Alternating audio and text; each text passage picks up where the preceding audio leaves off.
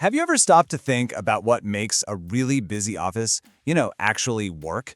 It's not just about the people running around. It's about the tools they use.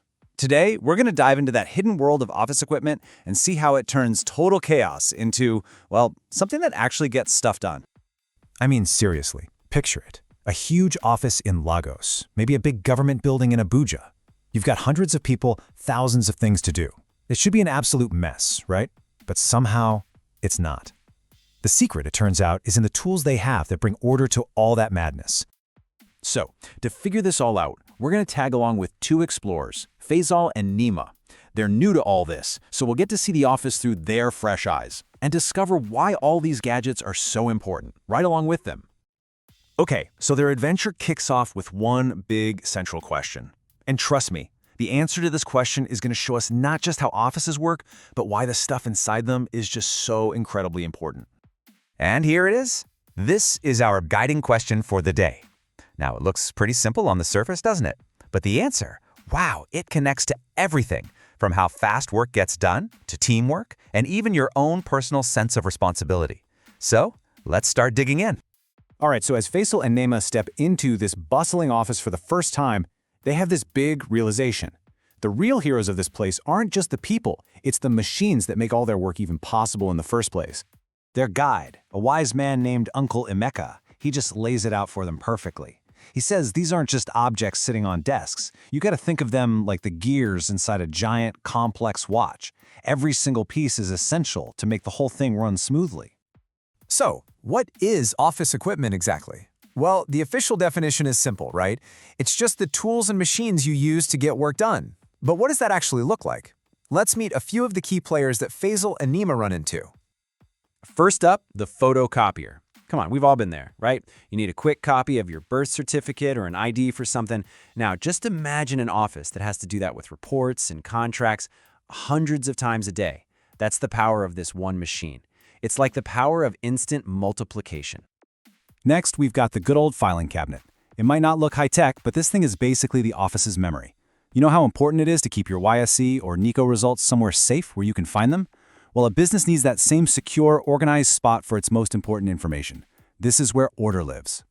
And of course, the stapler. Yeah, I know, it seems so small, but don't underestimate it. This little guy is a powerhouse of organization. It's what stops a 20-page report from turning into a confusing mess of papers all over the floor. A tiny action that prevents some huge headaches. Okay, so we've met the tools, but this brings us right back to our big question. Why do they matter so much? The whole answer really boils down to one powerful idea. Just look at the difference here. It's like night and day. On the left, you've got the old way. It's a world of frustration, right? Writing everything by hand, papers lost in huge piles, communication moving at a snail's pace. But then look at the right. With the right tools, you get speed, you get order, you get clarity. It's not just a little better, it's a complete game changer. And all of this adds up to that one magic word: workplace efficiency. And listen, this isn't just about being fast, it's about being effective. It's about getting more done with way less wasted time and effort. Speed, accuracy, organization, and communication. These are the four pillars of a great office, and they're all held up by the right equipment. But you know how it goes. With great power comes great responsibility. These tools are amazing, but you've got to treat them right, so let's talk about the rules of the game. And honestly, the rules are surprisingly simple. There are really just three things to remember. Keep it clean, don't be rough with it, and if something goes wrong, tell someone right away. That's it. These three little habits make sure these super important tools are always ready to go when you and everyone else need them. Okay, let's put this to a little test. Imagine you're at the school photocopier. You're in a rush. You need to make a copy for class, and all of a sudden you hear this loud, awful grinding noise. And then, nothing. The machine's jammed. So, what's your next move? Do you try to yank the paper out yourself? Do you just walk away and pretend it never happened? Or is there a better, more responsible option? Just think about it for a sec.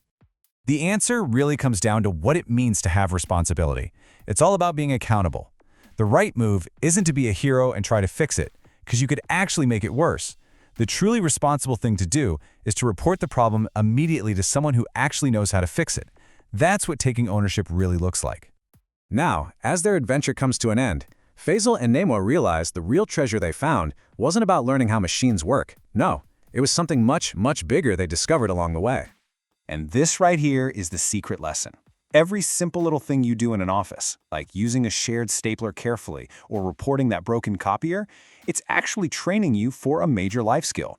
You're not just learning how to work, you're learning about responsibility, clear communication, and teamwork. And those are skills you can use absolutely everywhere. So the ultimate takeaway is this. Learning how to handle office equipment is really just a training ground for life. Getting good at using the photocopier is actually a small step toward getting better at being you. And that kind of leaves us with one last thought. It doesn't matter if it's a stapler, a computer, a guitar, or even a football. The tools you choose to use and master are literally shaping the skills you'll have for the rest of your life. So the real question is, what tools are you mastering today?